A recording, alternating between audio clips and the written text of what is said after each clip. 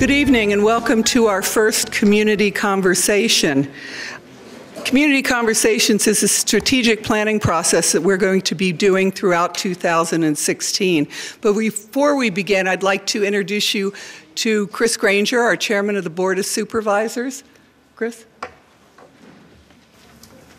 Good evening, everyone. I'd just like to thank you all for coming out on, I'm sure, a busy evening and spending a couple hours with us to give your insights and opinions about the future of Fauquier County.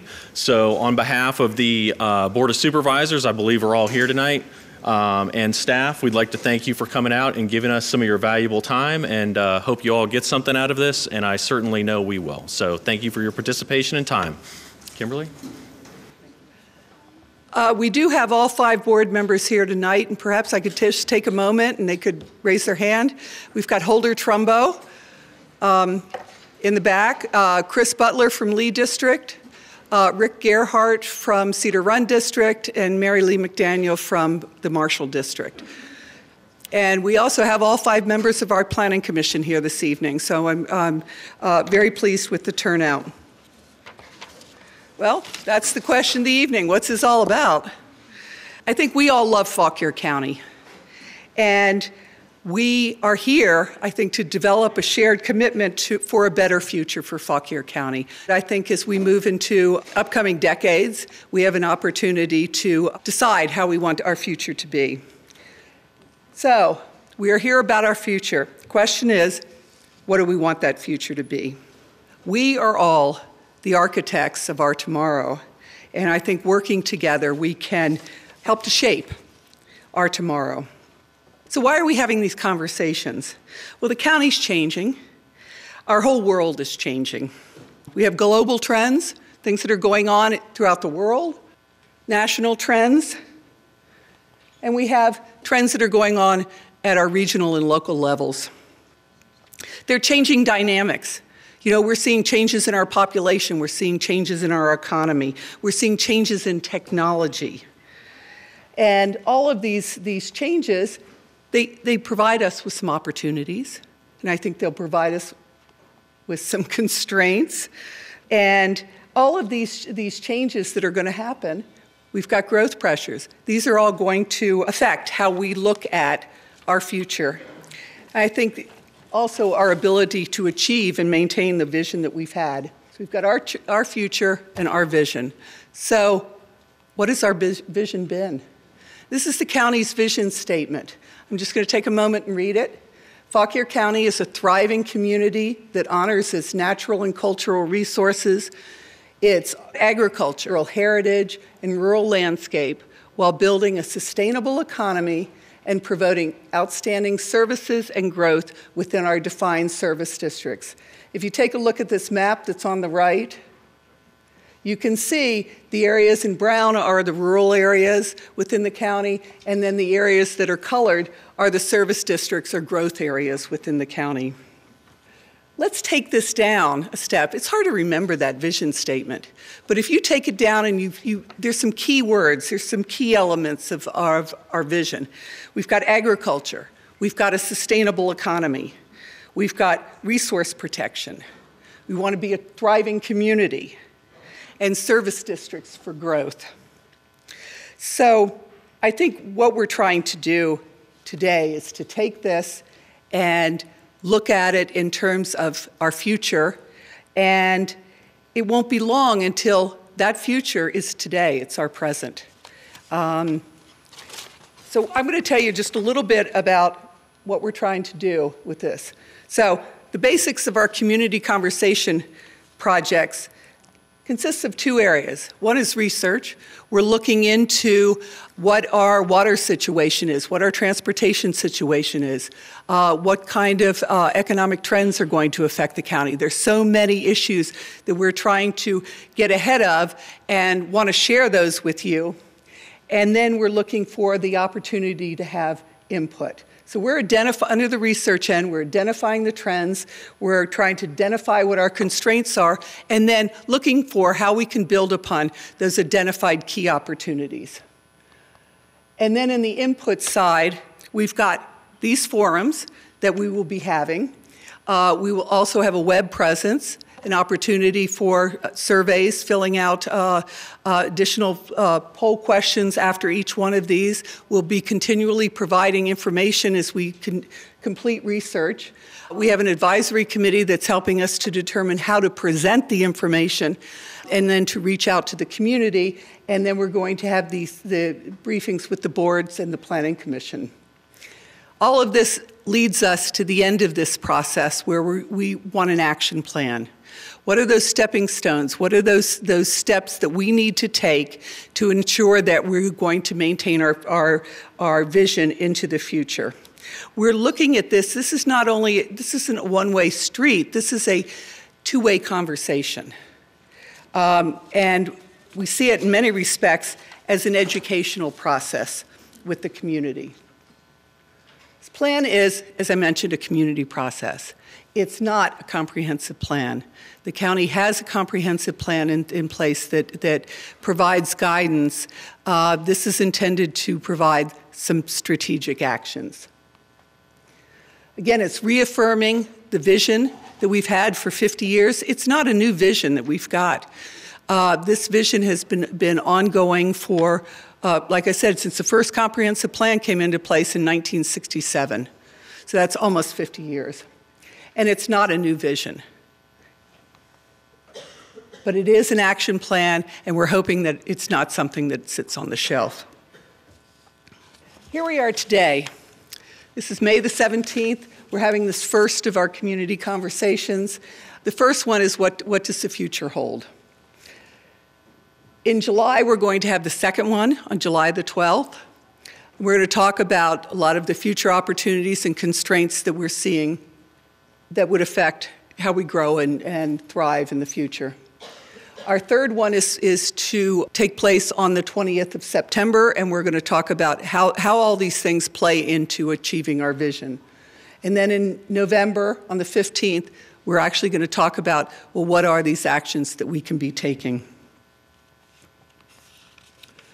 And then in December, we hope to have our final action plan in place. So, what we're going to talk about tonight is where we are today and also where we're going to be headed. We're going to have this presentation tonight in two separate parts. The first part is going to be presented by Vlad Gravilovic with Renaissance Planning out of Charlottesville. And he's going to talk about existing conditions and local trends.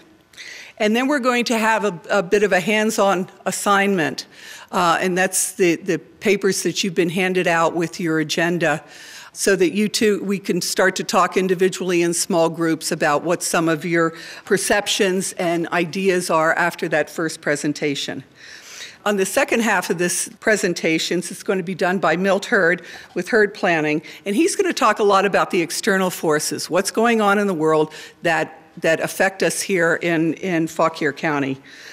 And then there'll be a second opportunity for you to share your thoughts and input into the trends and the things that you think are important to help shape the county's future. When we do these smaller breakout sessions, we're going to have some facilitators that are going to help you out. And if you all wouldn't mind, anyone who's going to facilitate, if you wouldn't mind raising your hand so that you can see who's around, okay? And with that, at this point, I'm going to turn it over to Vlad, who is going to talk to you a little bit about where we are today. Thank you so much, Kimberly. Kimberly Fogel, Director of Community Development. I just wanted to start by thanking you all for coming out. What a wonderful turnout. The supervisors, the planning commissioners, and you all here. This bodes well for the future of this process. This process is all about input. Whether it's at these meetings or on the website, it's taking your input and using it to shape the action plan for the future. And I really like Kimberly's phrase of architects of our future. This is an opportunity to truly do that, not to change the vision, but to talk about stepping stones to get to that vision. How do we get some real concrete actions that are going to get us to the desired future that we would like to see for the county? So tonight is about talking about the future. And what we're going to do, as Kimberly said, is give you a little education and then give you an opportunity to reflect on what we've shown you and give us your feedback about what you'd like to see in the future. So very open-ended for the first community conversation. As we proceed along, we'll get more specific about specific opportunities and constraints to getting to that future. But tonight should be a lot of fun. So let me take it away with a summary of some of the research that we've done as staff and consultants on where the county is today and what are some projections for the county in the future. And I want to start with population. This is such a key driver of everything we do. Population and growth. County has had some steady growth over the past 20 years, averaging about 1,000 people per year added to the population. 38% increase since 1995. This is what 1,000 people looks like. It's the size of a village, and that's been coming in every year to the county, to the point where there's just over 69,000 population in the county. Now, that's the past. Past is not necessarily prologue, but we do want to look at projections for the future. So, projections are fraught with challenges, but we look into kind of what professionals are saying the future population of the county might be. One of the places we looked was a third-party demographer source called Woods & Pool that is used a lot in the industry. They tend to be fairly aggressive as opposed to state demographers that are more conservative. But it's good to get this range of projections. According to Woods & Pool, the county is projected to add as much as 1,800 people per year in the next 20 years. How much is that? That's more than the population of Marshall, just to give you an example, every year. Now, that may or may not happen, but it's one of the projections. And to compare, the other source is Weldon Cooper Center, kind of official state demographer. They say that by 2040, county will be 93,000. Woods & Pool says by 2035, 106,000. So you know that forecasts differ. One of the reasons that population projections are so hard at the county level, and one of the reasons these forecasts differ, is they're most accurate at a bigger scale. So at the national level, we have a pretty good idea of what the U.S. population will be in the future. Somewhat less accurate at the state and much less accurate at a county level. And one of the reasons is birth and death rates are the most stable, predictable part, whereas migration is very hard to predict. So how many people are going to be moving into the county, moving out of the county, is hard to predict. But these are useful benchmarks, at least bookends, that we can start thinking about when we see the future of the county and what we need to prepare for. Now, some of the other kind of statistics about the county today. The county is generally older than the rest of Virginia. The larger share of seniors, 65 years and older. The median age has increased significantly in the last 15 years to 42.5 years. There's also a smaller share of the millennial generations, the 20, 30-somethings. But just to kind of dispel the myth that this is necessarily a bad trend or a good trend, note that baby boomers tend to be the age group with the most entrepreneurs in America. So this could bode well economically, too, the kind of aging population, nationally, statewide, and in the county as a whole. Some other statistics, the county today, benchmarking to the rest of Virginia, there's more married couples, there's more home ownership, significantly more home ownership than the state as a whole. Just some interesting statistics, and honestly, you could do a doctor's dissertation on what is available on county and Virginia statistics. We're just kind of picking some to kind of whet your appetite, get you interested in thinking about the future. Education. The county population has become better educated, but it still trails the region and the state in the percentage of college-educated folks. The share of adult population with a bachelor's degree or higher is smaller than the D.C. metro region as a whole, but also a little smaller than the state, although trends are showing that it is increasing.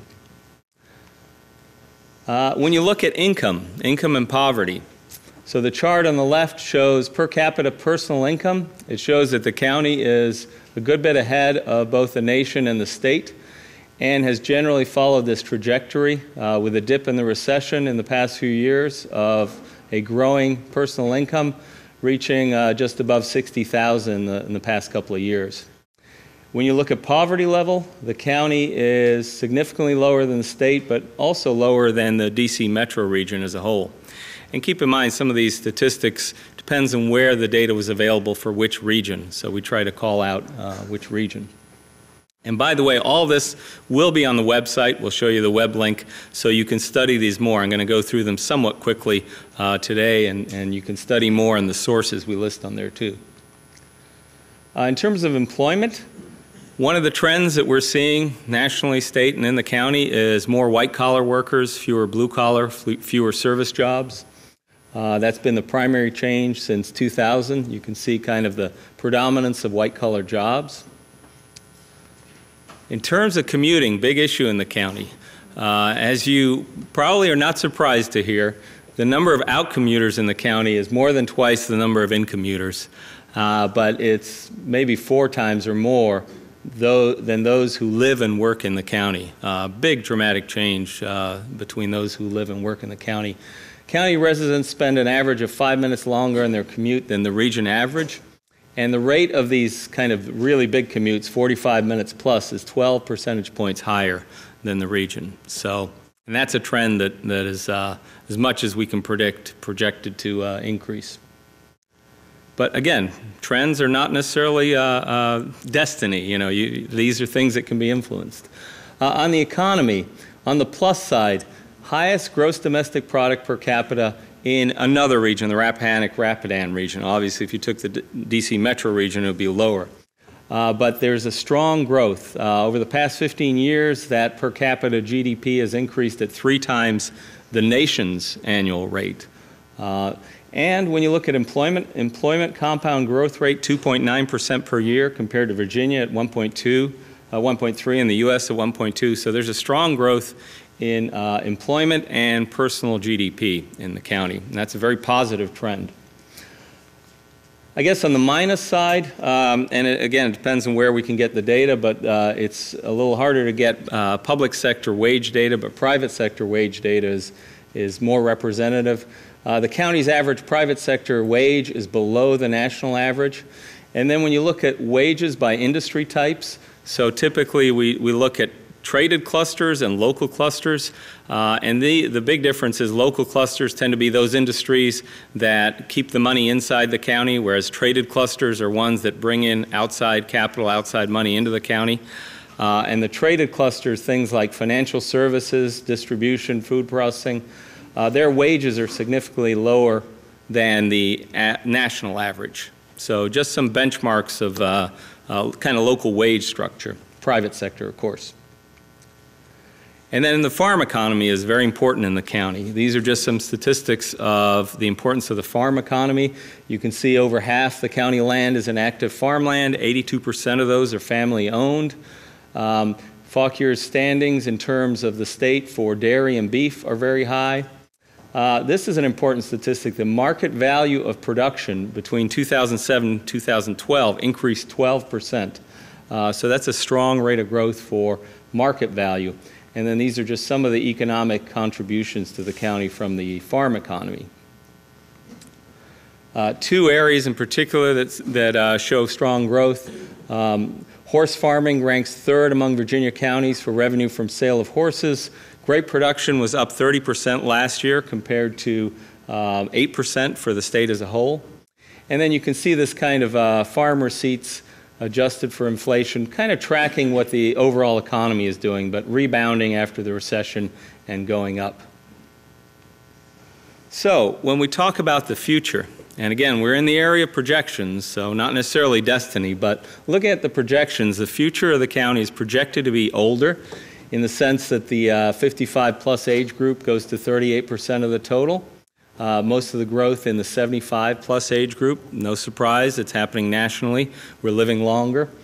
And wealthier. Households earning over $100,000 per year may go from 41% to 53% by 2035, adjusted for inflation, of course. But, you know, kind of looking at these big picture trends of a generally older demographic and wealthier.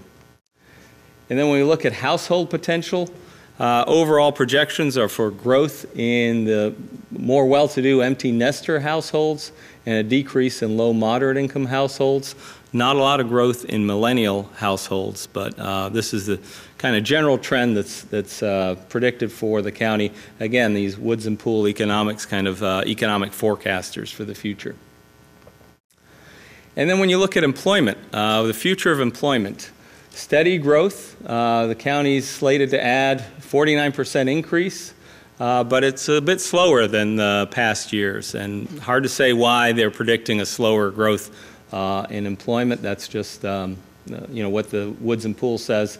As far as the industry composition, that's projected to be fairly stable over the future, kind of the same industries that are dominant now to be the same. Decrease in farm employment down to 3%, but notice the increase in production value, so more efficient farming practices, gaining more kind of revenue from fewer employees. So, big picture takeaways. We see looking into the crystal ball a little bit, the trends are showing potentially steady population growth, aging population, college degree attainment still trailing, high GDP but low wages, steady job growth, but a job growth that's slower than the population. So something to think about is, can we do things that influence that?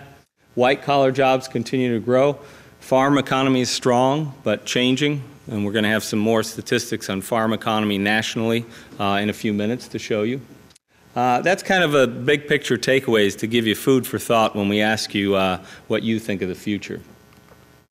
And what does it all mean is not where are we going to be tomorrow, but where should we be tomorrow. Keep in mind that this is an open-ended exercise where we really want you to say, given those trends, this is what we'd like to see, whether they follow the trends or not, what you would like to see in the county's future.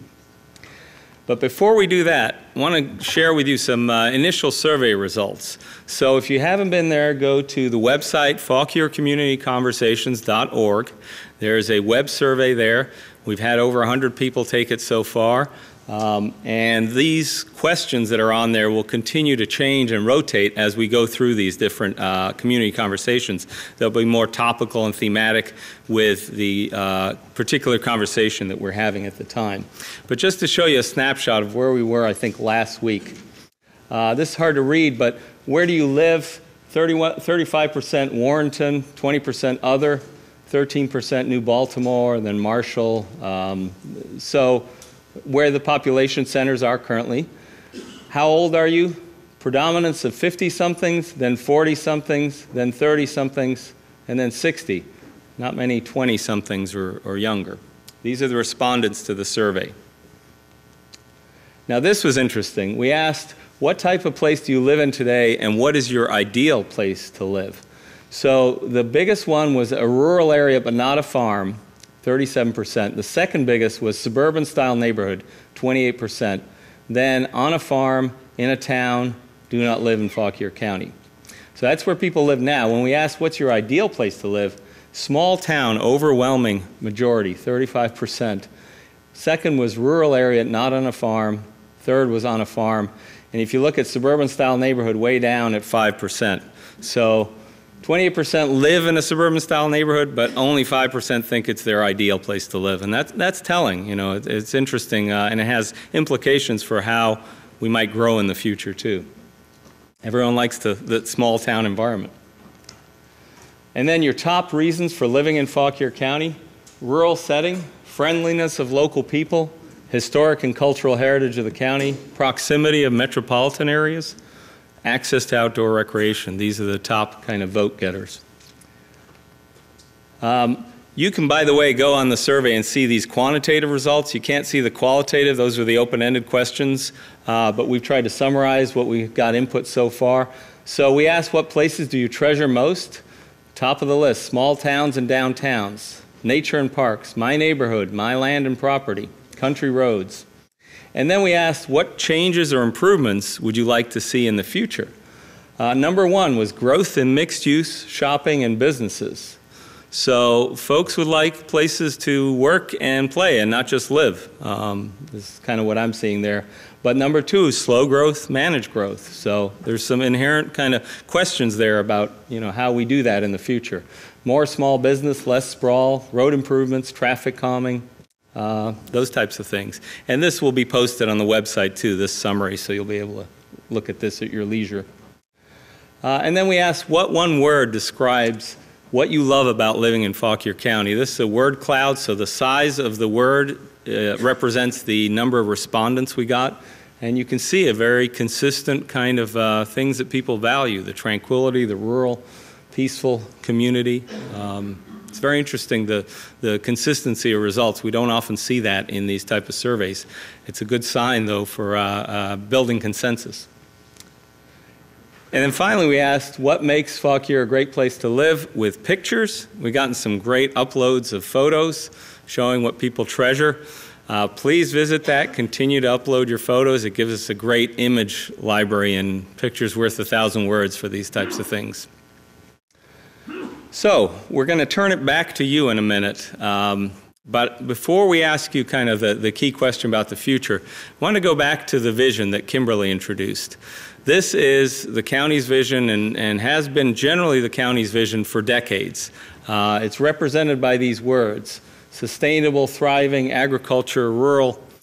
So when you think about the future, think about it in the context of the county's vision, because really that's what the point of this is how do we implement, how do we take action steps to get to our desired future. And the one thing that we want to ask you is write down your thoughts on what kind of future do you want for the county. If you can, be specific about the aspects of growth, change, the economy. We've given you handouts. What we're going to do in a minute is kind of turn the presentation off and ask you to fill out the handouts with that first question. Don't worry about the second one yet. And then we're going to go, we're going to ask for a volunteer, or there's going to be a facilitator that's going to take some of your answers and put them on the flip charts. We're going to hold up the flip charts and go around the room and read some of these. This is not going to be everyone's answer recorded on the flip charts. We won't have the time for that. It'll just be kind of an overall impression of what the room is saying. But your handouts, do hand those in, because that will be the record of what people are saying in this forum tonight. Well, thank you again. We're going to break now and start compiling your answers at each table. Okay, we're going to move on to the second phase of this evening, and this is going to be a presentation about external trends, things that are going on in the world that are affecting or will affect Fauquier County in the future. And with that, I'm going to turn it over to Milt Hurd. Milt is with Hurd Planning, and he'll start the ball rolling. Thank you, Kimberly. And thank you all for being here tonight and for an excellent first round of this input session. That was really a very positive and very productive. And what that did, and what Vlad's presentation did a minute ago, was really focus on internally to Fauquier County as sort of the central idea here, and looking at trends and forecasts for Fauquier. But as we well know, the larger world beyond our boundaries is also very important. So we want to think about what the sort of mega trends are. What are the things that are going to impinge on us from the outside that will shape our future? So we've identified 10 sort of major, what you might call game changers of sort of megatrends. And you could divide these up in various ways. You could add or subtract them. But to get your juices flowing and your mind working, we thought we would review these with you and then get your input on them. And they're divided into sort of four major groups. The first one is the demographic and social aspects, which Vlad touched upon internally for the county, the population, what's going on there. And here, of course, we're looking regional, national, and international. And then the technological things. And when we think about the future and megatrends, often we're thinking about technology because there's some very exciting stuff happening in our world that you know about. And then there's the economic set of factors, and of course those are also really, really important.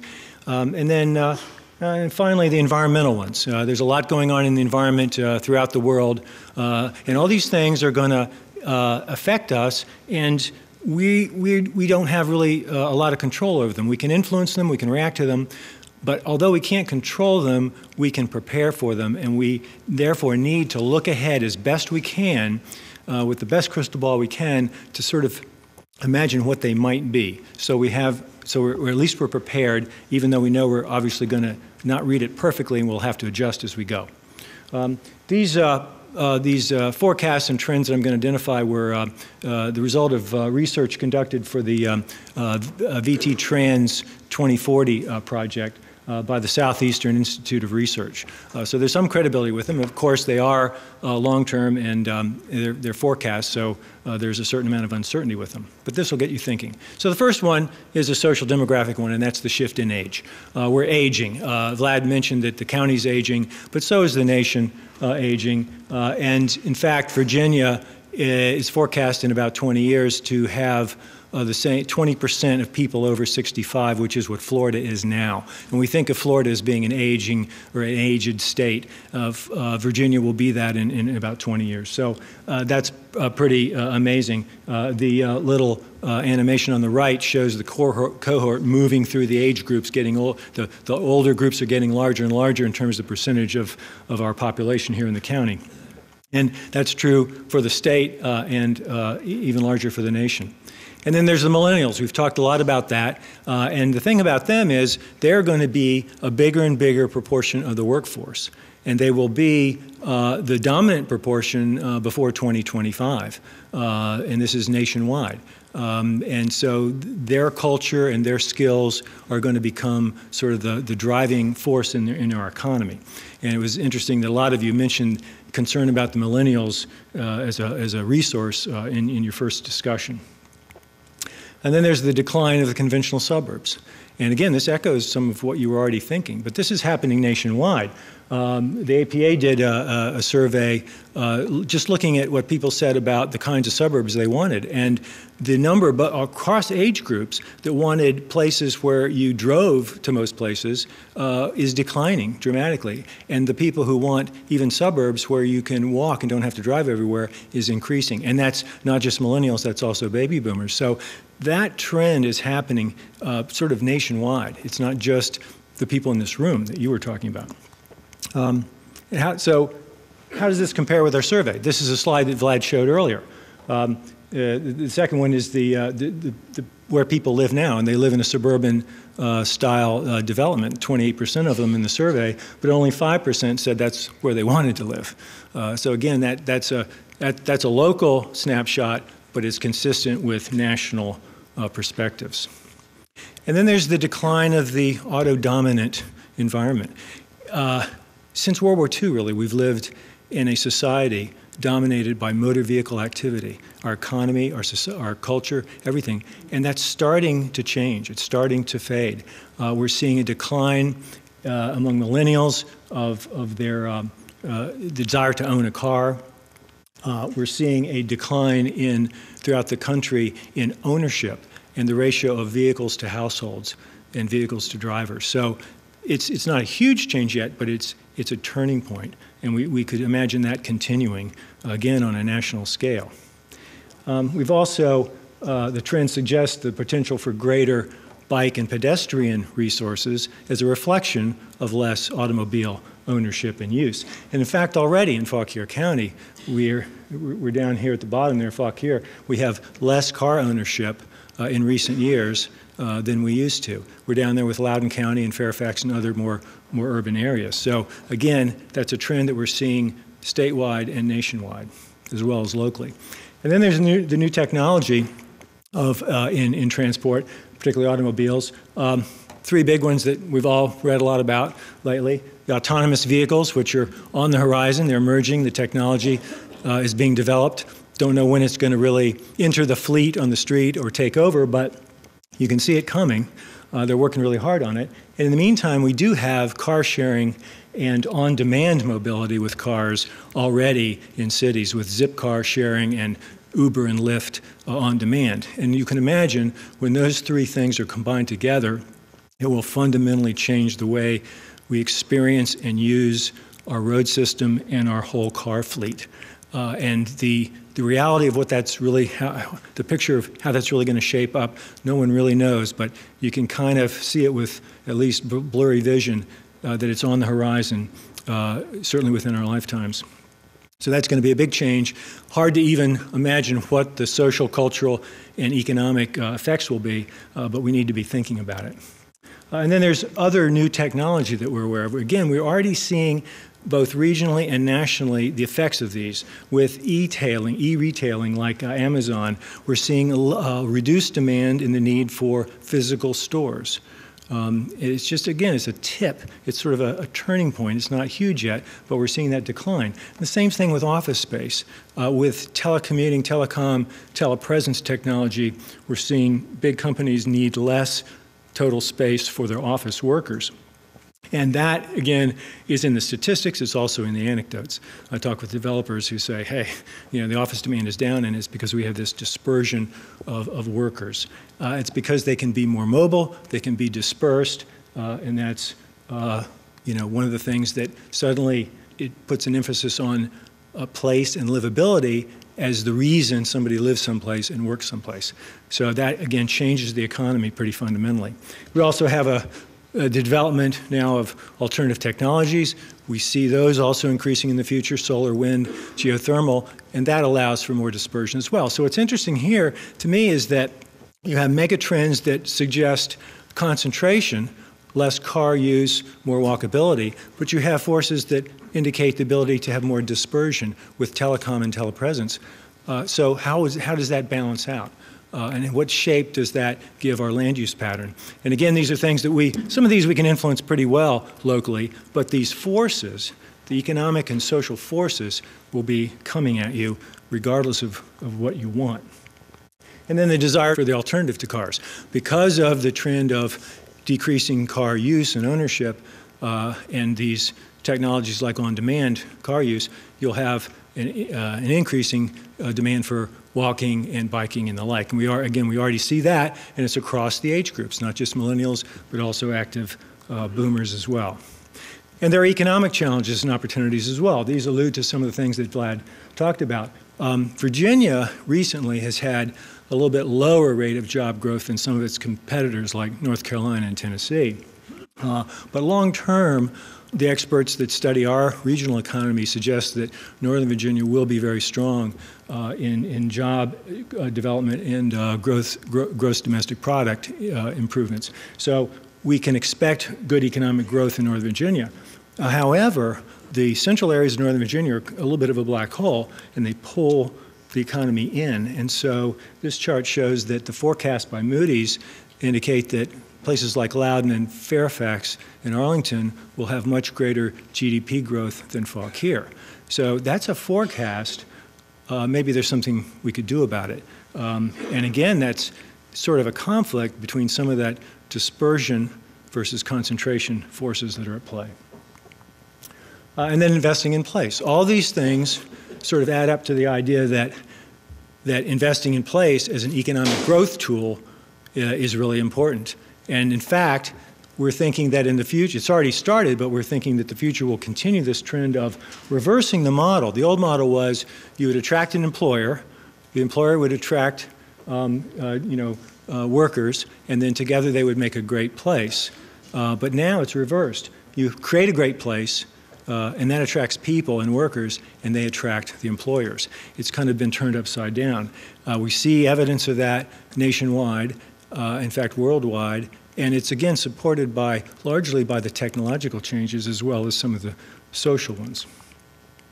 And that also, again, sort of points to the 15-minute walkable community, creating a sense of place by having a pedestrian environment is becoming more desirable. The millennials say that's what they want. They want walkable, diverse, single-family or townhouse homes in a small town. And we're also seeing that, as indicated earlier, even among the boomers. And how does this compare with the survey? This is a slide that Vlad showed. The places that people treasure most in our survey, the top of the list was small towns and downtowns. And the improvements and changes we wanted to see was growth in mixed use, shopping, and businesses. And we heard a lot of that just now. So that's a local snapshot, but again, consistent with the national trends. And then there's agriculture. The 10th one is the changing nature of agriculture. And this is very difficult to predict because there's so many things at play, but America is still sort of the major feeder of the world, but it's getting more competition from places like China and Brazil. So we expect to still be very strong in agricultural exports, but a lot of things are changing internally to the nation. The local food movement is a huge one. Obviously, sensitivities about quality of food and that sort of thing, food deserts and the whole access to food, all those things are happening. And the local food sales have increased by 50% just since 2008. And so that's an indicator that the thing is catching on. Now, what the ceiling of that is, how that plays out long term, we don't know. But again, it's one of those turning points that we're in the midst of, and we can see it happening. We've also got technological changes. We have young farmers coming in, using technology to run more efficient operations. We're even seeing a lot more urban farming, and we're seeing research and pilot projects being done to grow a lot more food, a lot more intensively in structures in and around cities. Again, the scale of that ultimately is unknown, but that technology is sort of starting to appear and has some implications for the future. And the same with alternative energy sources, making farming a lot more efficient and a lot more environmentally compatible. So that's sort of nationwide and looking out around us. There's also these super mega trends that are really hard to measure and hard to grab a hold of, but we want to keep them in mind as we think about our future. And they're the ones that are really affecting the world. Urbanization on a global scale. Right now we have about 7 billion people on the planet. Fauquier County is 1/100,000th of that. We're 1/5,000th of the United States, by the way. But we're going to see an increase to about 9 billion by 2050, and then it starts to level off. So, but in the meantime, we have this urbanization happening. How is that going to affect us? The changing climate, we know about that. Again, very hard to predict, hard to understand the impacts, but it's out there. We can see it happening. We have to at least have it on our radar screen. And then the water conflicts, water wars, particularly sensitive in Fauquier County since we get the water from the ground and not from a surface supply. And so, again, hard to predict, hard to understand how the regional dynamics will be with that for Fauquier County, but need to pay attention. Alternative energy, again, it has that dispersion potential. It has an economic efficiency potential. Lots of implications there. Again, hard to forecast exactly what the effect will be, but it's a mega trend that we know is happening. You know, a few years ago, we used to talk about peak oil. Haven't heard anybody mention that lately. It's amazing what the technology has done to change our expectations about energy use. Again, that's one we just got to keep in mind.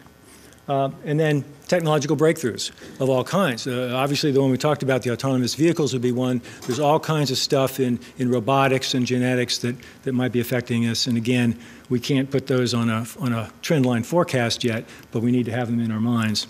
And so what's the most important trend? When you think about all these things and how they affect the county, what do you think is going to be the most important one?